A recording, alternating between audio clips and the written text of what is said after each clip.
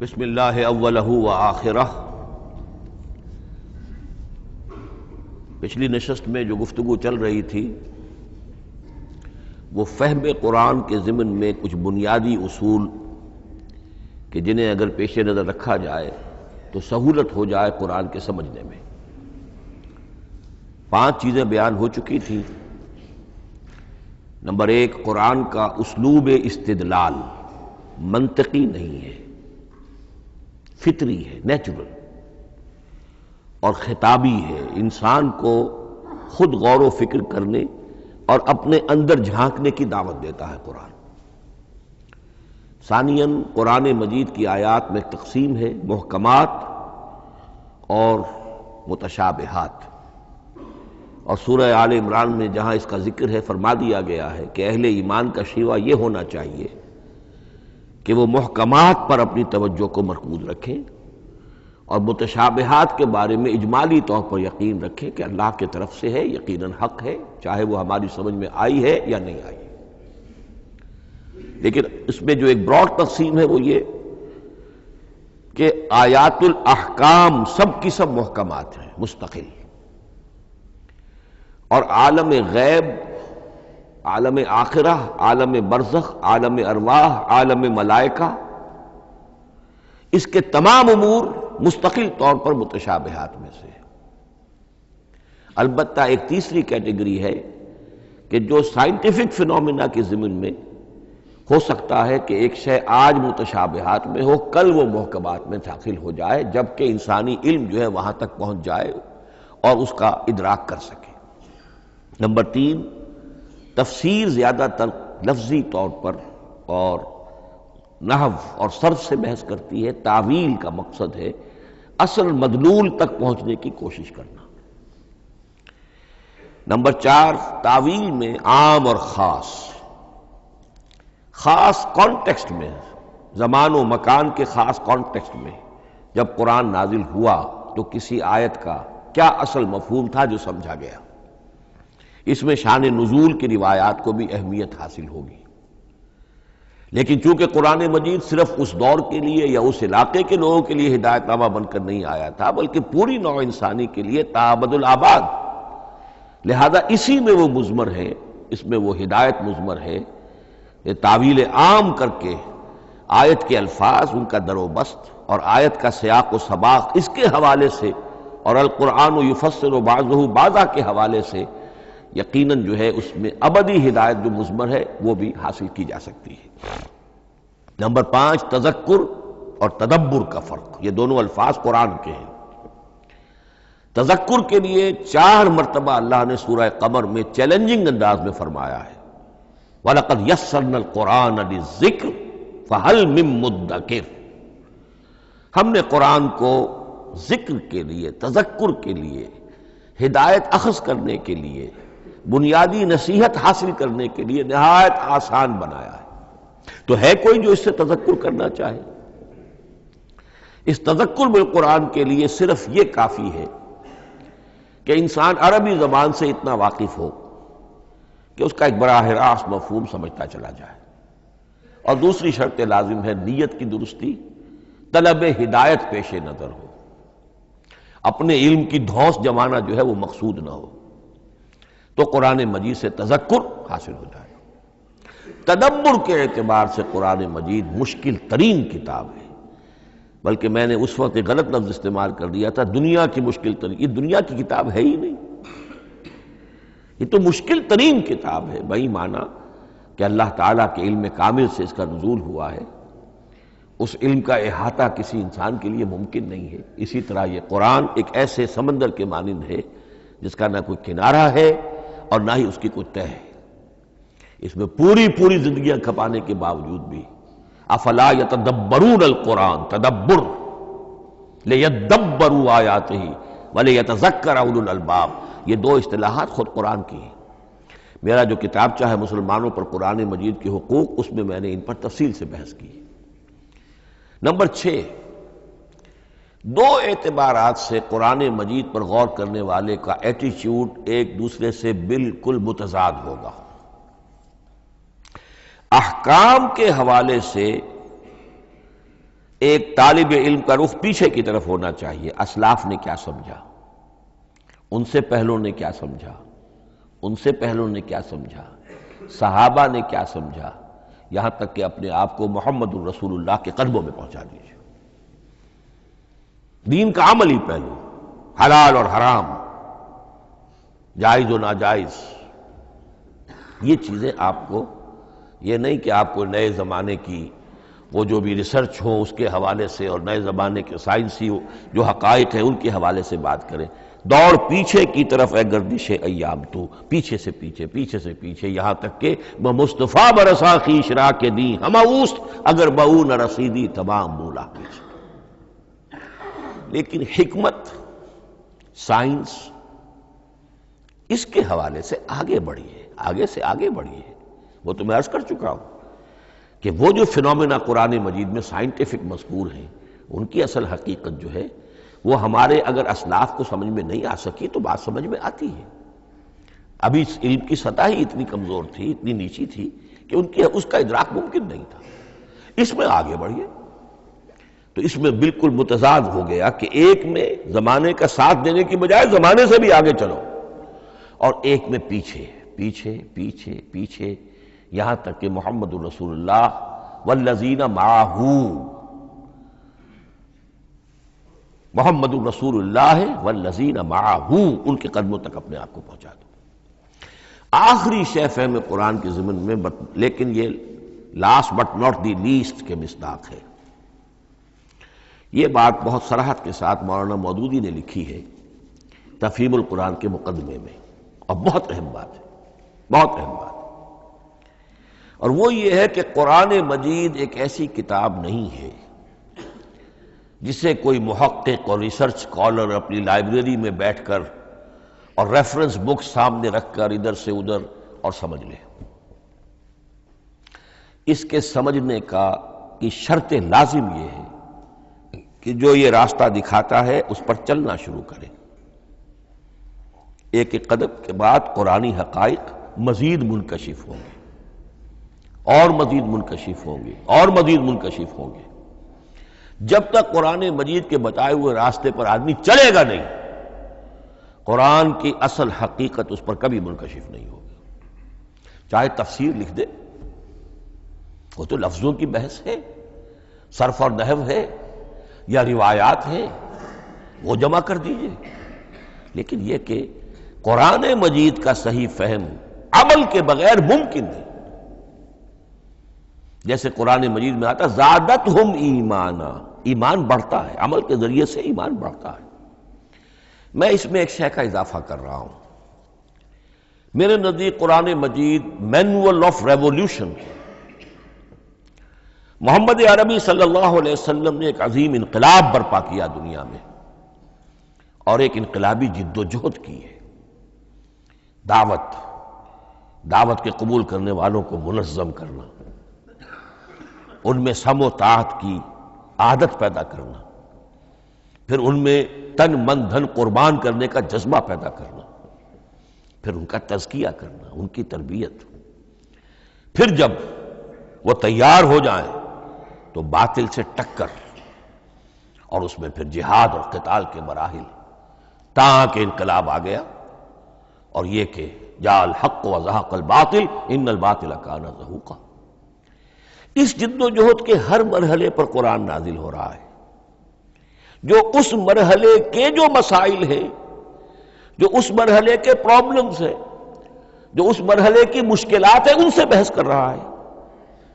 اب اگر کوئی فرد یا کوئی گروہ اس پروسیس میں وہ داخل ہی نہیں، وہ سمجھ ہی نہیں سکتا کہ یہ جو بات کہی جا رہی ہے اس کا اصل محل کیا ہے، مقام کیا ہے، کیوں کہی جا رہی ہے، وہ تو جب اسی قسم کی انقلابی جد و جہد میں کوئی خود مبتلا ہوگا تو اسے معلوم ہوگا یہ تھی وہ مشکل، یا یہ تھا وہ مسئلہ، یا یہ تھا وہ مرحلہ جو اس وقت کی جو جد و جہد تھی محمد الرسول اللہ والذین معہ کی، کہ اس وقت یہ آیات نازل ہوئی۔ اس طریقے سے مینول آف ریولیوشن میں کہا کرتا ہوں، چونکہ ہماری جو طب کی تعلیم ہوتی ہے ان میں مینول آف ڈسیکشن، سب سے پہلے جو ہے اناٹمی پڑھائی جاتی ہے اور ڈیڈ باڈی کی ڈسیکشن ہوتی ہے، تو مینول آف ڈسیکشن جو ہے وہ پہلی کتاب ہوتی ہے جو ہمیں ملتی ہے۔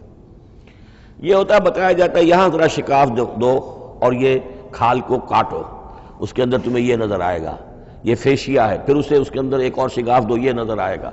بالکل اسی طریقے سے قرآن مجید کی انگلی پکڑ کر اگر آپ چلیں گے تو پھر درجہ بدرجہ قرآن آپ پر منکشف ہوتا چلا جائے گا۔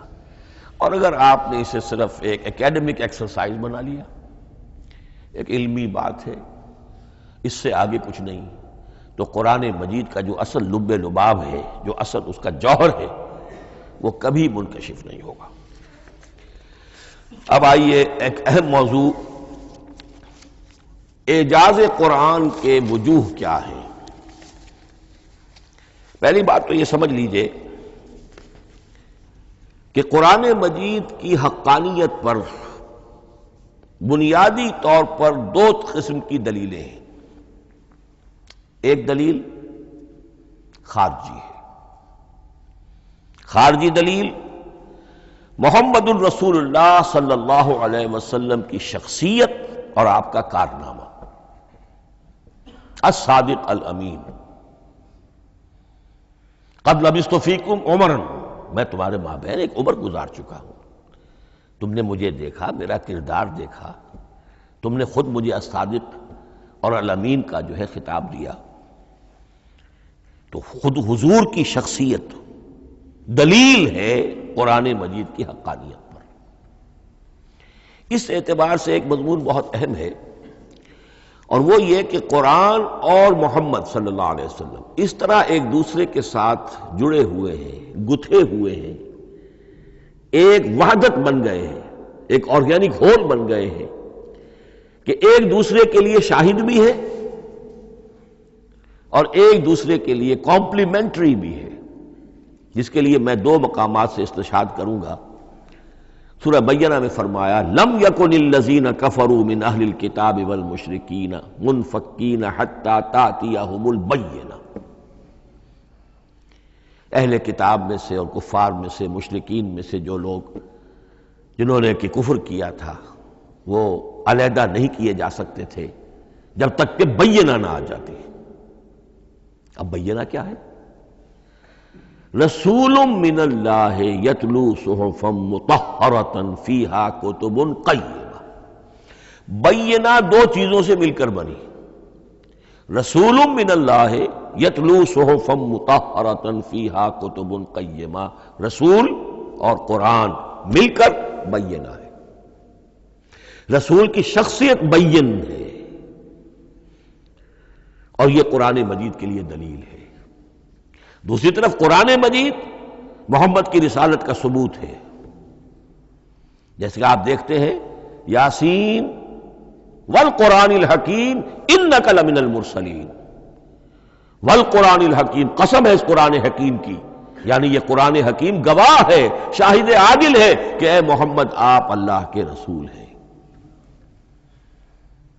محمد کی شخصیت، حقانیت قرآن پر دلیل، قرآن محمد کی رسالت پر دلیل، ایک دوسرے کے شاہد۔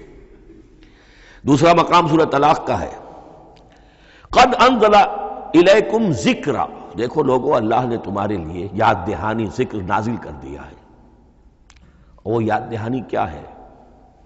رسولا یتلو علیکم آیات اللہ مبینات، اللہ کا ایک رسول پڑھ کر سنا رہا ہے اللہ کی آیات بینات۔ یہ دونوں چیزیں مل کر بینہ بنا، دونوں چیزیں مل کر ذکرا بنا۔ اس حوالے سے یہ دونوں چیزیں ایک دوسرے کے ساتھ یوں سمجھیے کہ اس طریقے سے گتھی ہوئی ہیں، دونوں حقیقتیں اس طرح جمع ہیں کہ ایک دوسرے سے جدا نہیں کی جا سکتی۔ اگلی بات یہ سمجھیے کہ قرآن مجید محمد الرسول اللہ کا اصل معجزہ، بلکہ اس سے آگے بڑھ کر ایک لفظ استعمال کروں گا، واحد معجزہ ہے۔ آپ شاید حیران ہو کہ اور بھی تو معجزات بیان ہوتے ہیں حضور کے، لیکن میری بات سمجھیے، غور کیجئے، ان واقعات سے مجھے انکار نہیں ہے، لیکن جو بات میں کہنا چاہتا ہوں اس کو اچھی طرح سمجھیے۔ معجزہ کہتے کسے؟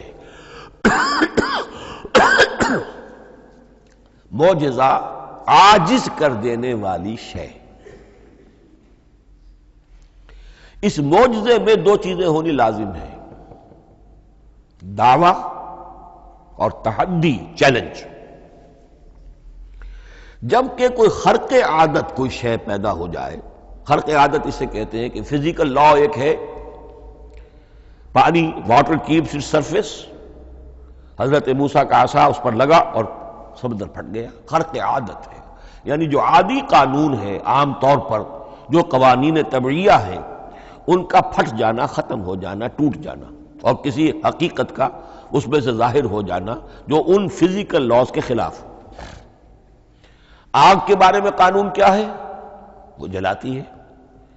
لیکن یہ کہ یہ معجزہ ہے، یہ خرق عادت ہے کہ حضرت ابراہیم آگ میں ڈالے گئے، اس نے نہیں جلایا. یا نارو کونی بردن و سلام علی ابراہیم. تو خرق عادت کو اب دو قسموں میں آپ سمجھیے. ایک خرق عادت وہ ہے جو دعوے کے ساتھ پیش کیا جائے، اپنی صداقت، اپنی رسالت کی حقانیت اور صداقت کے ثبوت کے طور پر، اور اس میں چیلنج کیا جائے کہ آؤ مقابلہ کر لو. وہ اس رسول کا اصل معجزہ ہوتا ہے. ایک خرق عادت وہ ہے جو اللہ تعالیٰ اپنے نیک بندوں کی بزرگی کو ظاہر کرنے کے لیے، غیر انبیاء کے لیے بھی کرامات جنہیں ہم کہتے ہیں ہو جاتی ہے. بہت سے صحابہ سے وہ کرامات ثابت ہیں. حضرت عمر رضی اللہ تعالی عنہ کو شام کا میدان جنگ دکھا دیا گیا، یا ساریۃ الی الجبل کے الفاظ آپ نے فرمائے. ابھی تو ٹیلی ویژن کہیں نہیں تھا، ابھی یہ سارے وسائل و ذرائع موجود نہیں تھے. یہ خرق عادت ہے. غیر نبی کے لیے اسے ہم کہیں گے کہ یہ کرامات ہے. نبی کے لیے لفظ معجزہ اختیار کر لیا جاتا ہے، لیکن معجزہ اس کو نہیں کہنا چاہیے. اصل میں یہ بھی نبی کے لیے کرامات کے درجے کی شے ہے جو اس سے بلند ہے. معجزہ وہ ہے جسے کوئی نبی دلیل کے طور پر پیش کرے اور اس پر چیلنج کرے کہ آؤ اور مقابلہ کرو. مثلا حضرت موسیٰ علیہ السلام کو دو معجزے دیے گئے، اور اس میں سے جو سانپ بن جانا تھا لاٹھی کا، وہ معجزہ ہے جس پر چیلنج بھی آیا اور ساحروں سے مقابلہ بھی کیا، اور ساحر شکست کھا گئے، عاجز آ گئے. القی السحرۃ ساجدین، وہ سارے جادوگر جو ہیں فوری طور پر بے اختیار سجدے میں گر گئے. آمنا برب موسیٰ و ہارون، ہم ایمان لے آئے موسیٰ اور ہارون کے رب پر. یہ معجزہ ہے. اس معنی میں محمد الرسول اللہ صلی اللہ علیہ وسلم کا معجزہ صرف قرآن حکیم.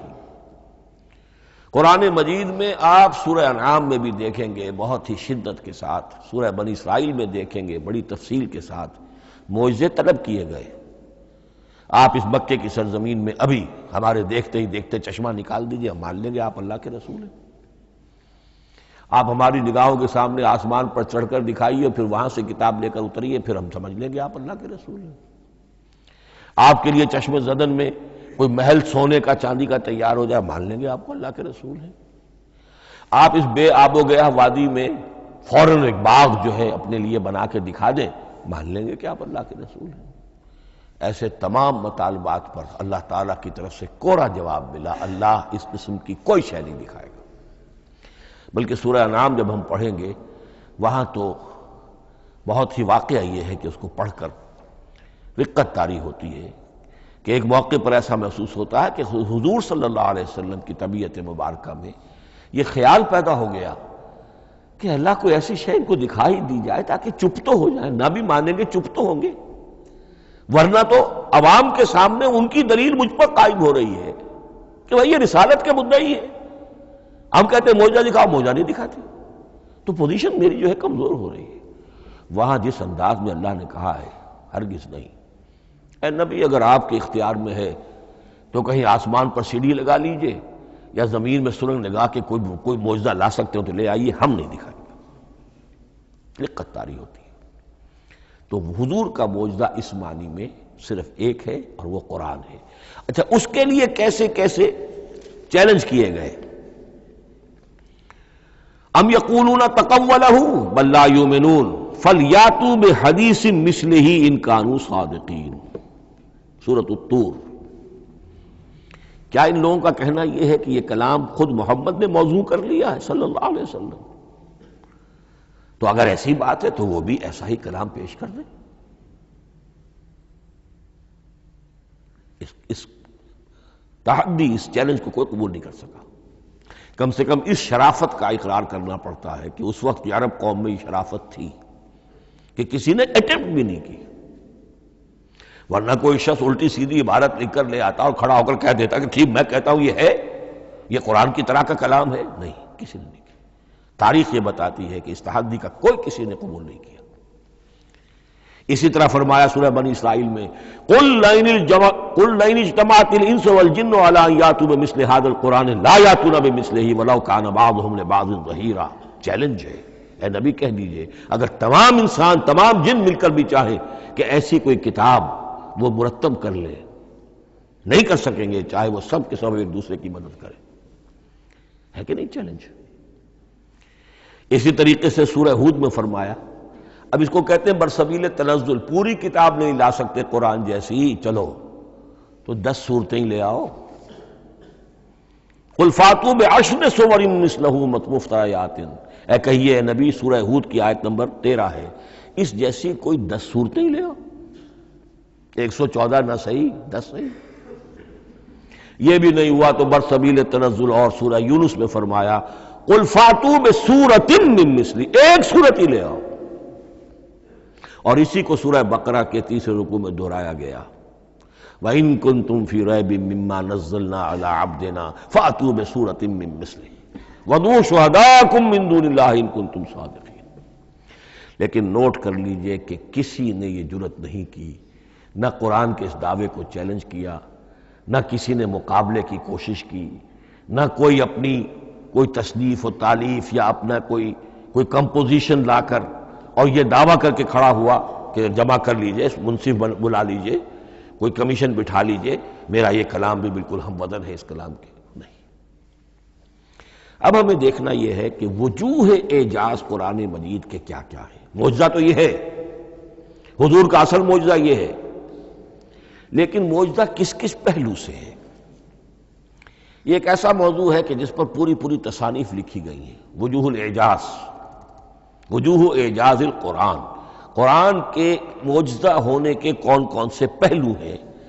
اس کا واقعہ یہ ہے کہ احسان ناممکن ہے، اور جیسے جیسے زمانہ آگے بڑھے گا اس کے اور پہلو واضح ہوتے جائیں گے. سنوریہم آیاتنا فی الآفاق وفی انفسہم حتی یتبین لہم انہ الحق.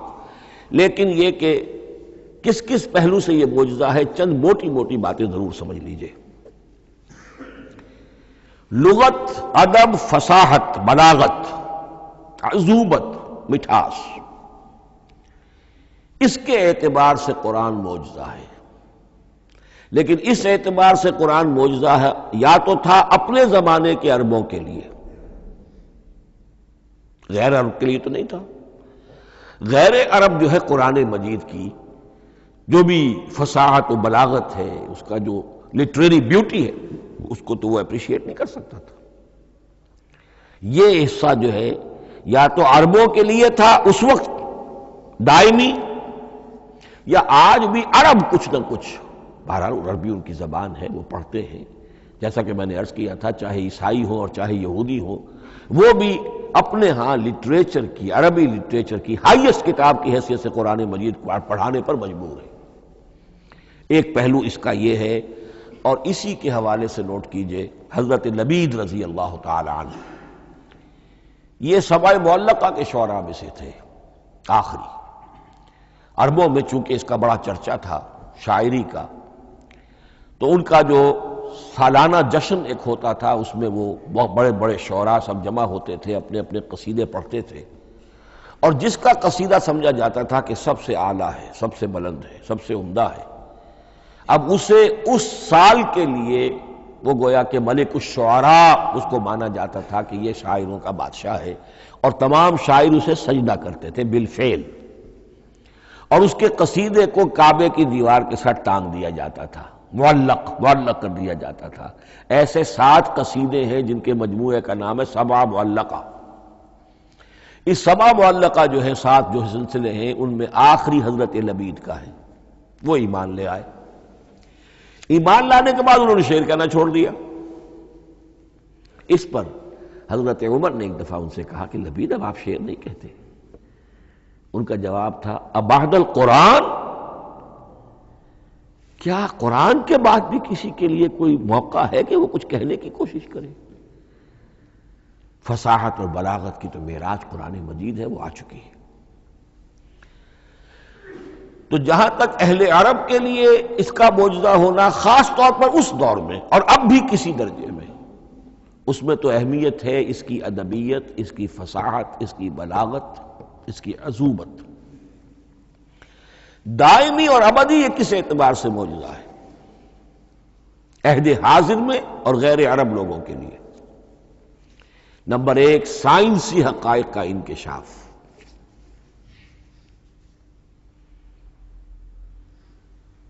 جس طریقے سے کہ یہ سائنسی حقائق منکشف ہوتے چلے جا رہے ہیں ابدی طور پر. میں ڈاکٹر مورس بکائی کا حوالہ دے چکا ہوں اور پروفیسر ڈاکٹر کیتھل مور کا حوالہ دے چکا ہوں، ان کو ذہن میں رکھیے. سنریہم آیاتنا فی الآفاق وفی انفسہم حتی یتبین لہم انہ الحق. نمبر دو، حضور کا وہ کارنامہ کہ آپ نے ایک عظیم انقلاب برپا کر کے دکھایا اور وہ نظام قائم کر کے دکھایا کہ جس سے بہتر، جس سے عادلانہ، جس سے زیادہ منصفانہ کوئی نظام دنیا میں نہ آج تک قائم ہوا ہے اور نہ اس کی کوئی دوسری نظیر پیش کی جا سکتی. یہ ہے سب سے بڑا معجزہ، اور معجزہ ہوا قرآن سے. اتر کر حرا سے سوئے قوم آیا اور ایک نسخہ کیمیا ساتھ لایا. یہ سارا معجزہ جیسا کہ میں نے شروع میں عرض کیا ہے، محمد اور قرآن دونوں مل کر بینہ بھی ہے تو رسول من اللہ یتلو صحفا مطہرۃ فیہا کتب قیمہ، اور قد انزل الیکم ذکرا رسولا یتلو علیکم آیات اللہ المبینات. یہ معجزہ جو ہے جس کے حوالے سے دنیا میں بڑی بڑی شخصیات نے شہادت دی. ایم این رائے اس صدی کا ایک بہت بڑا انقلابی شخص، کمیونسٹ انٹرنیشنل کا رکن. اس صدی کی ابتدا میں جو شورا تھا، جو غلغلہ تھا، جو ولولہ تھا بولشوک ریولوشن کا، اور جو دنیا کے اندر ایک دھوم مچ گئی تھی، اس کو ذہن میں رکھیے. اور اس میں کمیونسٹ انٹرنیشنل کا رکن ایم این رائے 1920 میں اس نے لاہور میں ایک خطبہ دیا تھا، ہسٹوریکل رول آف اسلام.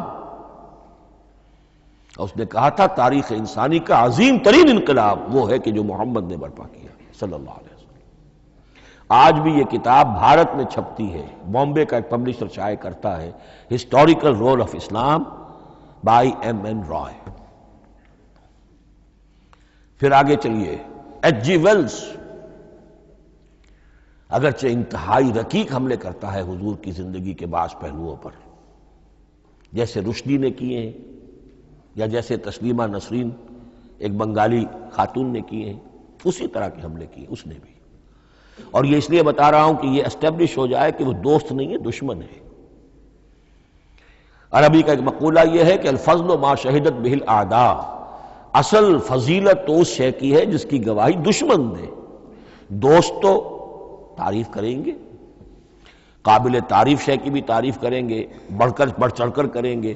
یہ بھی ہو سکتا ہے کسی قابل مذمت شے کی بھی تعریف کر بیٹھے، دوست تو ہوئے. دشمن جو ہے وہ تو ظاہر بات ہے اسی بات کو مانے گا کہ جس میں کسی شک و شبہ کی گنجائش نہ ہو. اس لیے میں نے عرض کیا کہ دشمن ہے، رقیق حملے کرتا ہے. لیکن آخر میں جب آتا ہے concise history of the world میں چیپٹر جو ہے حضور پر، اس میں خطبہ حجۃ الوداع کا وہ حوالہ دیتا ہے، لا فضل لعربی علی عجمی ولا لعجمی علی عربی ولا لاحمر علی اسود ولا لاسود علی احمر الا بالتقوی. اور پھر لکھتا ہے کہ اگرچہ انسانی حریت و اخوت و مساوات کے واعظ تو پہلے بھی بہت کہے گئے تھے، یہاں تک کہ مسیح ناصری حضرت عیسیٰ علیہ السلام کے ہاں بھی ہمیں بڑے واعظ ملتے ہیں، لیکن یہ ماننا پڑتا ہے کہ تاریخ انسانی میں پہلی مرتبہ ان اصولوں پر ایک انسانی معاشرہ قائم کر کے دکھایا محمد نے صلی اللہ علیہ وسلم. Although the sermons of human freedom, fraternity and equality were said before also. And we find a lot of them in Jesus of Nazareth. But it must be admitted that it was Muhammad sallallahu alaihi wasallam who established for the first time in history a society based on these principles. اسی طرح کی گواہی آج سے تقریباً 20 سال پہلے امریکہ کے ڈاکٹر مائیکل ہارٹ نے دی. A selection and gradation of the 100 most influential personalities of human history.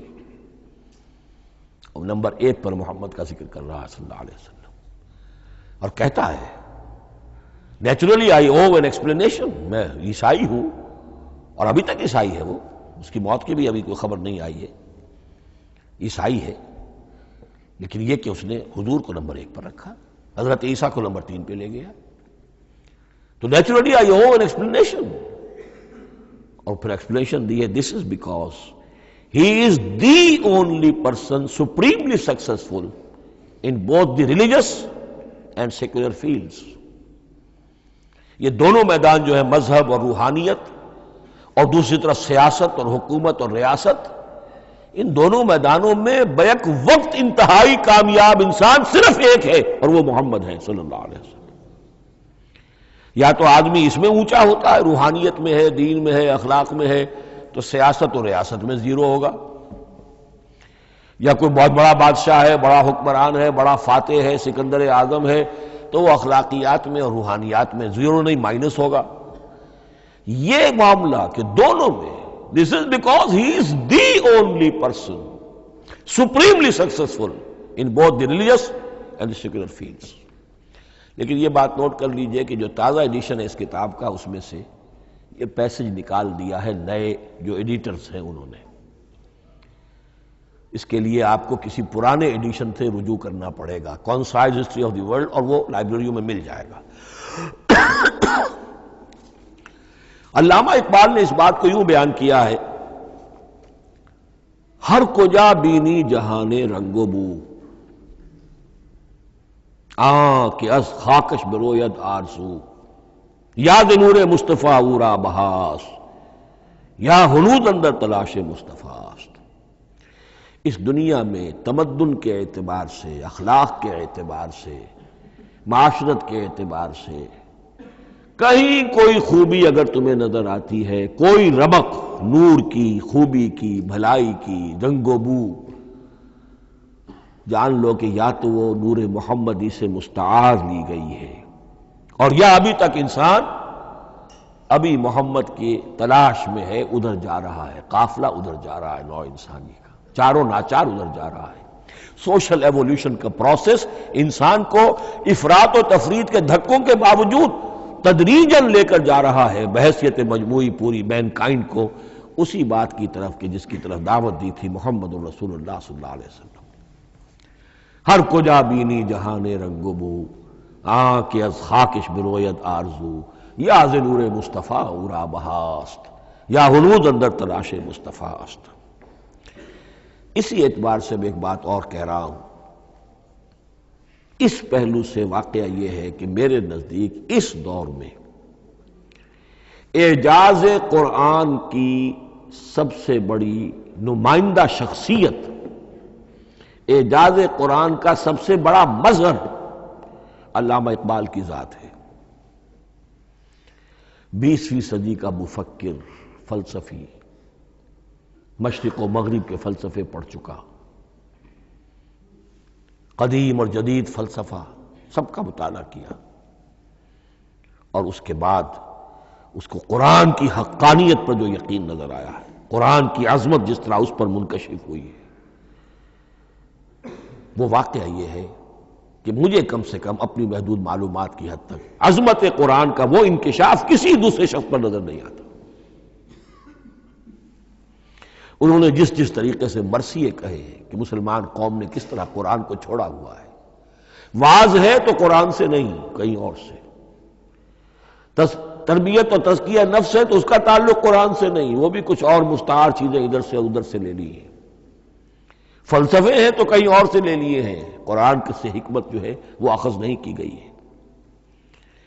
کیسے کیسے انہوں نے عظمت قرآن کا جو انکشاف ان پر ہوا، اس کی تعبیر کی ہے، کتاب زندہ قرآن حکیم، حکمت او لا یزال است و قدیم، حرف اورا ریب نئے، تبدیل نئے، آیا شرمندہ تعویل نئے، فاش گویا ماچے در دل مضمر است، ای کتابیں نیز چیزیں دیگر است، مثل حق پنہاؤ ہم پیداستو، زندہ و پائندہ و گویاستو، چون بجاں در رفت جہاں دیگر شود، جہاں چو دیگر شد جہاں دیگر شود۔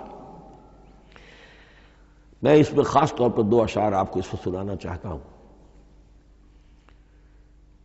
انہوں نے حضور سے مناجات کرتے ہوئے 2 اشعار کہیں، اس سے آپ کو اندازہ ہوگا کہ انہیں کتنا یقین تھا کہ میرے سارے فکر کا منبع قرآن حکیم ہے۔ کہتے ہیں گر دلم آئینہ بے جوہر است،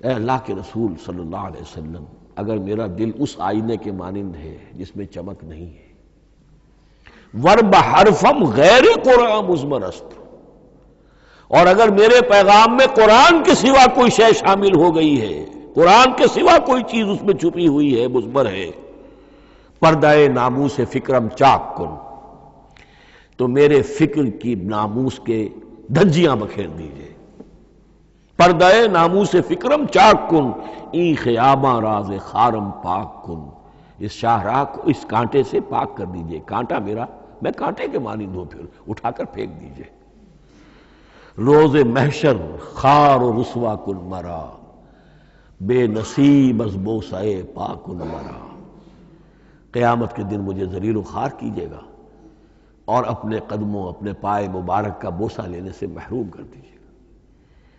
یہ اتنی بڑی بد دعا جو اقبال اپنے آپ کو دے رہا ہے، تو کس قدر یقین اسے حاصل ہے کہ اس نے قرآن کی ترجمانی کی ہے۔ اب آئیے، بہت چھوٹے چھوٹے 2 اور مضمون ہیں۔ قرآن حبل اللہ ہے، اس کے کیا معنی ہے؟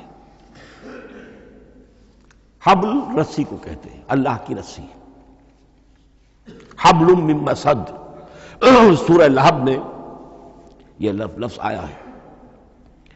امام راغب نے اس کی تعبیر کی ہے، استعیر للوصل ولکل ما یتوصل به الی شیء، یا تو تعلق کو حبل سے استعارہ دیا جاتا ہے، استعارے کے طور پر حبل کا لفظ کسی تعلق کے لیے استعمال ہوتا ہے، یا کسی شے تک پہنچنے کا ذریعہ، وہ حبل ہے۔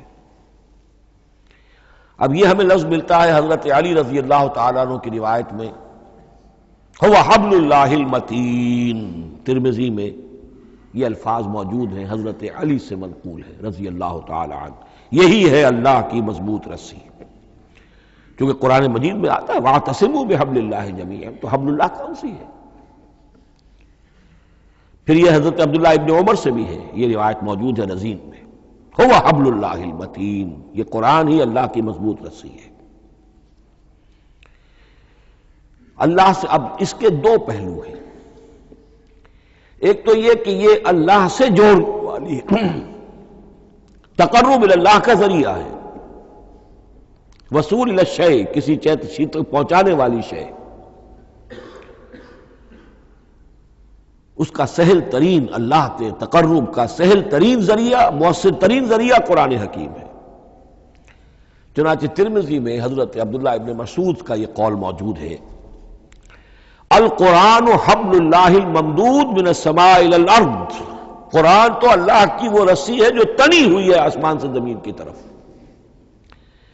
یہ ترمذی میں تو اصل میں اثر ہے، حضرت عبداللہ ابن مسعود کا قول ہے، لیکن یہ کہ زید ابن ارقم سے یہ الفاظ جو ہیں مرفوعاً کہ یہ حضور کے الفاظ ہیں، یہ بھی منقول ہے کہ حضور نے فرمایا کہ القرآن حبل اللہ الممدود من السماء الی الارض۔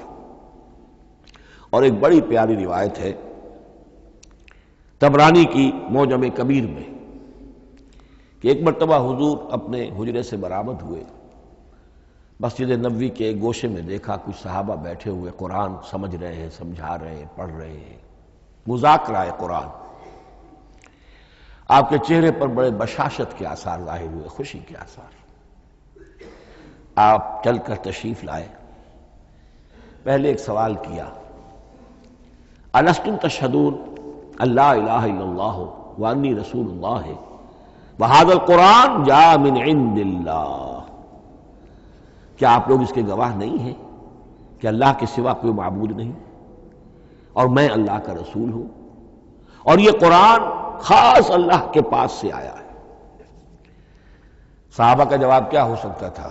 بلا یا رسول اللہ، کیوں نہیں اللہ کے رسول، ہم گواہ ہیں، اللہ کے سوا کوئی معبود نہیں، آپ اللہ کے رسول ہیں اور قرآن خاص اللہ کے پاس سے آیا ہے۔ اب آپ نے فرمایا فاستبشروا، خوشیاں مناؤ، فإن هذا القرآن طرفه بأيديكم وطرفه بيد اللہ، اس لیے کہ یہ قرآن وہ شے ہے کہ اس کا ایک سرا تمہارے ہاتھ میں ہے، ایک سرا اللہ کے ہاتھ میں۔ تو وصول الی اللہ کا مؤثر ترین طریقہ، تقرب الی اللہ کا مؤثر ترین طریقہ، سہل ترین طریقہ، شور شارٹ طریقہ وہ قرآن مجید ہے۔ اس اعتبار سے بھی کہ ہے ہی اللہ کی صفت، یہ ہم بحث کر چکے ہیں پہلے، اللہ کا کلام ہے، کلام صفت ہوتی ہے، اور صفت لا عین ولا غیر، یہ قرآن اللہ کا غیر نہیں ہے، ہم سمجھ نہیں سکتے، لیکن یہ کہ ہر صفت جو ہے وہ تو در حقیقت نہ عین ہے نہ غیر ہے۔ دوسری طرف یہی قرآن جو ہے حبل اللہ اس معنی میں بنتا ہے کہ مسلمانوں کو باہم جوڑنے والی شے، وَاعْتَصِمُوا بِحَبْلِ اللَّهِ جَمِيعًا وَلَا تَفَرَّقُوا، حبل اللہ کو مضبوطی کے ساتھ تھام لو، سب کے سب جمع ہو کر، یہ تمہیں تفرقے سے بچانے والی شے ہے۔ اس کی وجہ کیا ہے؟ ظاہر بات ہے کہ انسان جو ہے ان کے اندر اتحاد پیدا ہوگا اتحاد فکری کے نتیجے میں، فکر ایک ہو، نظریات ایک ہوں، ویلیوز ایک ہوں، مقاصد ایک ہوں، تبھی تو انسان متحد ہوں گے۔ یہ بھیڑوں کا غلہ تو نہیں ہے کہ چرواہے کی ایک لاٹھی کافی ہے ان کو جمع رکھنے کے لیے، وہ بھیڑوں کا غلہ ہے۔ انسانوں کو جمع کرنے کے لیے کوئی ایسی شے جو تمہیں ایک فکر سے، ایک نظریے سے، ایک مقصد سے، ایک نصب العین سے متصف کر دے، وہ تمہیں جوڑ دے گی۔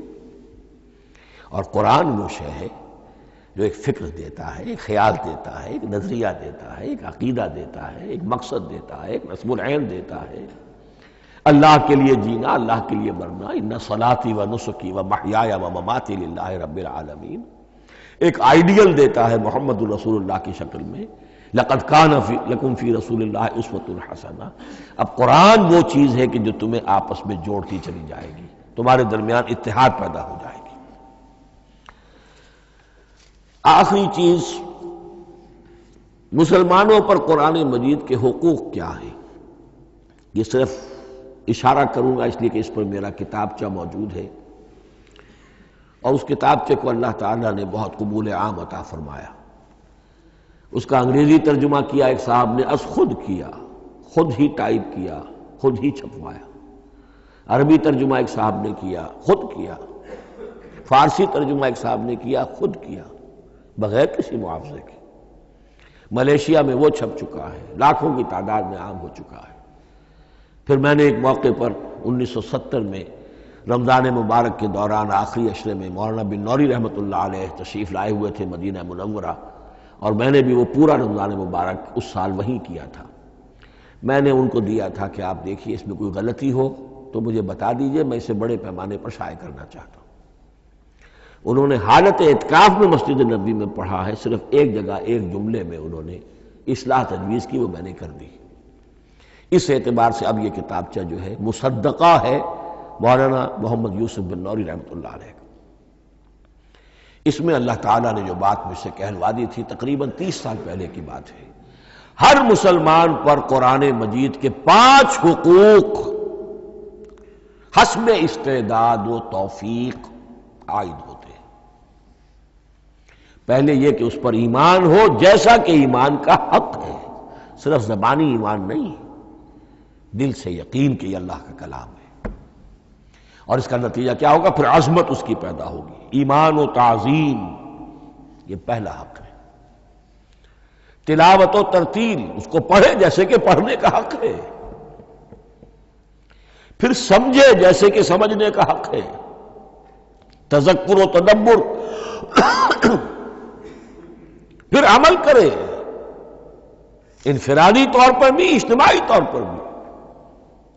انفرادی طور پر جو آپ کی زندگی کے معاملات ہیں وہ آپ قرآن کے مطابق طے کریں، قومی سطح پر حکومت اور ریاست اور قانون اور سیاست، اس کے سارے تقاضے قرآن کے مطابق پورے ہوں، اور آخری یہ کہ اس قرآن کو پہنچائیں اور عام کریں، جس کے لیے حضور نے اس حد تک اس میں عمومیت کر دی ہے کہ بلغوا انی ولو آیۃ، پہنچاؤ میری جانب سے خواہ ایک ہی آیت پہنچاؤ، میرا کوئی امتی اس سعادت سے بالکل محروم نہ رہ جائے۔ اول تو خیرکم من تعلم القرآن وعلمہ، تم میں سے بہترین لوگ وہ ہیں جو اسی کے لیے اپنے آپ کو وقف کر دیں، قرآن پڑھیں اور پڑھائیں، سیکھیں اور سکھائیں، سمجھیں اور سمجھائیں۔ اس لیے کہ سمجھنے اور سمجھانے، سیکھنے اور سکھانے، پڑھنے اور پڑھانے کا بھی کوئی ایک لیول تو نہیں ہے، ایک عام لوگوں کی سطح ہے، ایک ان سے اوپر کی سطح ہے، ایک انٹلیکچوئلز کی سطح ہے، ایک جینیس لوگوں کی سطح ہے۔ ان تمام سطحوں پر قرآن کو سمجھانے کے لیے، پہنچانے کے لیے خود بھی تو اوپر اٹھنا پڑے گا، خود اسے سیکھنا پڑے گا، خود اس کی گہرائی میں غوطہ زنی کرنی پڑے گی، اور یہ ایک لائف لانگ پروسیس ہے، یہ کوئی پارٹ ٹائم جاب نہیں ہے، یہ کوئی صرف پیس ٹائم نہیں ہے، یہ کوئی ہابی نہیں ہے، ہمہ وقت ہمہ تن خیرکم من تعلم القرآن وعلمہ۔ اب آخری بات بتا رہا ہوں، اور وہ یہ ہے کہ قرآن مجید وحی باللفظ ہے، صرف وحی بالمعنی نہیں ہے۔ یہ بحث اصل میں کیونکہ ہمارے پڑھے لکھے طبقے میں کچھ زیادہ ہو جاتی ہے، خاص طور پر جو مشنری اسکولوں وغیرہ میں پڑھے ہوں اور عیسائیت اور اس کے عقائد اور اس کے فلسفے کی کوئی تھوڑی بہت ان کو کوئی چھوت لگ گئی ہو۔ عیسائیوں کے ہاں یہ عقیدہ ہے، اجماعی عقیدہ ہے کہ وحی بالمعنی ہوتی ہے، یعنی وحی کا ایک مفہوم ہے جو نبی پر اتار دیا جاتا ہے، پھر نبی اپنے الفاظ میں اسے ادا کرتا ہے۔ لفظ اللہ کے نہیں ہوتے، لفظ نبی کے ہوتے ہیں، مفہوم اللہ کا ہوتا ہے۔ ان کے لیے مجبوری یہ ہو چکی ہے جس کی وجہ سے انہیں یہ عقیدہ اپنانا پڑا کہ کوئی ایک انجیل ہے ہی نہیں، 104 انجیلوں میں سے وہ انہوں نے 4 سلیکٹ کی تھی کینونیکل گاسپلز، باقی جو ہے وہ اب وہ ان کو مستند نہیں مانتے، اپوکریفل کہتے ہیں۔ اور میں نے ایک مرتبہ ایک پادری صاحب سے، مسٹر وائٹ ہوتے تھے منٹگمری میں نے ان سے پوچھا which one of them is Bible؟ یہ متی اور یہ لیوک اور مارکس اور جان، ان میں سے کون سی بائبل کون سی ہے؟ تو اس نے جواب دیا none of them is Bible، Bible is in them، ان میں سے کوئی ایک بھی مشخص طور پر، معین طور پر بائبل نہیں ہے، بائبل ان میں ہے بحیثیت مجموعی۔ لہذا ان کے لیے یہ عقیدہ جو ہے وہ لازم سا ہو گیا۔ ہمارے ہاں بھی بعض فلاسفہ نے اس قسم کی باتیں کی ہے کہ جن سے یہ دھوکہ لگتا ہے، لیکن میں خاص طور پہ چونکہ علامہ اقبال کا تذکرہ میں نے آج کیا ہے، اسی حوالے سے میں ان کا ایک واقعہ بیان کرنا چاہتا ہوں۔ ایف سی کالج لاہور کے پرنسپل تھے ڈاکٹر یوئنگ، ایک دعوت تھی، اس میں علامہ بھی تھے، وہ بھی تھے۔ تو ڈاکٹر یوئنگ نے کہا، وہ بڑا فلسفی تھا، کہ ڈاکٹر اقبال ہم نے سنا ہے کہ آپ بھی وحی باللفظ کے قائل ہیں، آپ جیسا پڑھا لکھا شخص، عالم دانا۔ علامہ اقبال نے فرمایا جی ہاں، اور مجھے تو اس کا ذاتی تجربہ ہے، مجھ پر تو جو شعر نازل ہوتے ہیں وہ الفاظ میں ڈھلے ہوئے ہوتے ہیں، میں ان میں تبدیلی کرنا چاہوں تو نہیں کر سکتا۔ تو اگرچہ اس سوال اس جواب کو ہم کہیں گے کہ یہ الاجوبۃ المسکتہ، مسکت چپ کر دینے والا جواب تھا کہ جو علامہ اقبال نے دیا، لیکن ذہن میں رکھیے یہ کہ جو وحی باللفظ ہے وہ ختم ہو چکی محمد الرسول اللہ صلی اللہ علیہ وسلم پر۔ وحی رسالت وحی باللفظ ہے، وہ ختم ہو چکی۔ البتہ الہام، کشف، رویا، القاء، یہ وحی بالمعنی ہے، یہ کوئی ایک شے ہے جو دل میں ڈال دی جاتی ہے، اس کے دروازے آج بھی کھلے ہوئے ہیں۔ اور یہ جان لیجئے قرآن مجید کی حقانیت کا جو اصل ثبوت ہے وہ یہ ہے کہ آپ اسے اپنے باطن کے اندر محسوس کریں۔ یہ جو باطنی تجربہ علامہ اقبال نے کہا ہے کہ انسان اپنے باطن میں محسوس کرے کہ ہاں یہ بات ہے، ٹھیک ہے، اس کے لیے کہ علامہ ابن قیم رحمۃ اللہ علیہ کا قول ایسا ہے، بڑا پیارا قول ہے۔ قرآن کے کچھ پڑھنے والے ایسے ہیں جب قرآن کو پڑھتے ہیں تو یوں محسوس کرتے ہیں کہ ہم مصحف سے نہیں پڑھ رہے، لوح قلب سے پڑھ رہے ہیں، ہمارے دل پر لکھا ہوا قرآن موجود ہے۔ یعنی ہماری فطرت، ہمارے اندر کی کوئی حقیقت ہے جو سرٹیفائی کر رہی ہے، توثیق کر رہی ہے، اٹیسٹ کر رہی ہے کہ ہاں یہ ٹھیک ہے۔ اور اس کی وجہ کیا ہے؟ ہماری روح اور اس قرآن کا منبع وہ ایک ہی ہے، وہ ذات باری تعالیٰ ہے۔ یہ کلام اللہ ہے اور ہماری روح امر اللہ۔ یسألونک عن الروح قل الروح من امر ربی وما اوتیتم من العلم الا قلیلا۔ بس میں اسی پر اکتفا کر رہا ہوں۔ اب گمان غالب یہی ہے کہ کل تو تراویح ہوگی انشاءاللہ، اس لیے کہ سنا یہ ہے کہ آج بھی روزہ تھا سعودی عرب میں، تو اب اس سے زیادہ تو تاخیر اب ممکن نہیں ہے، تو کل انشاءاللہ تعالی دورہ ترجمہ قرآن شروع ہو جائے گا۔ بارک اللہ لی ولکم فی القرآن العظیم ونفعنی وإیاکم بالآیات والذکر الحکیم۔